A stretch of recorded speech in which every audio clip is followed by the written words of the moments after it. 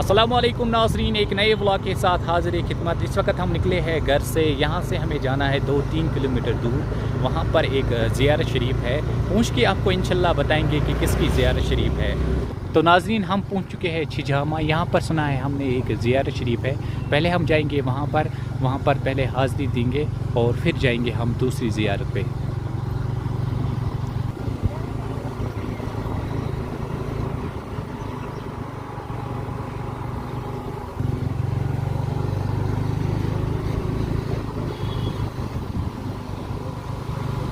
अल्हम्दुलिल्लाह हम पहुंच चुके हैं ज़ियारत शरीफ। ज़ियारत शरीफ बिल्कुल मेरे सामने है। अभी हम जाते हैं अंदर और फिर इंशाल्लाह ज़ियारत होगी।